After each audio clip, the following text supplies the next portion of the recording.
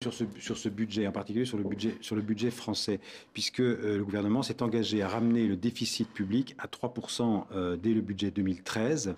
Alors il y a un élément intéressant, c'est qu'Harlem Désir, aujourd'hui le nouveau patron du Parti socialiste français, a dit que ces 3% ne seraient peut-être pas nécessairement, devraient pas nécessairement se faire l'an prochain.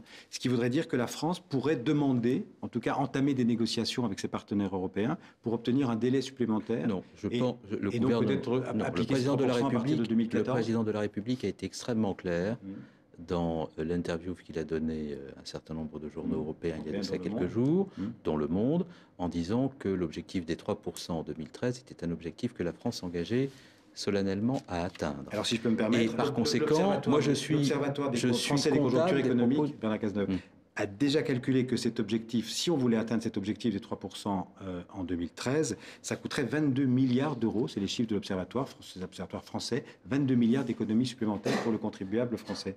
Oui, mais moi je veux bien, mais il faut savoir sur quelle hypothèse tout cela se base. Les hypothèses sur lesquelles nous avons bâti... de 0,5, entre 0,5 et 0,8, ce qui est très optimiste. Oui, d'accord, mais nous avons bâti une hypothèse qui est une hypothèse à 0,8, et nous faisons 30 milliards d'euros d'économies.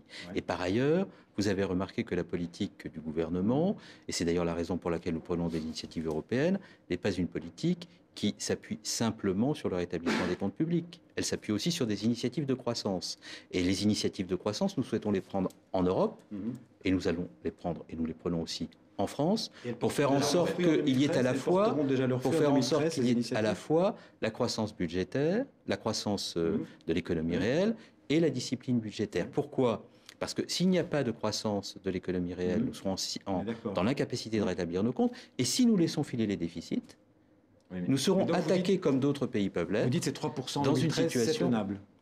Je dis que ces 3%, ce sont l'engagement, ça correspond à l'engagement que nous avons pris.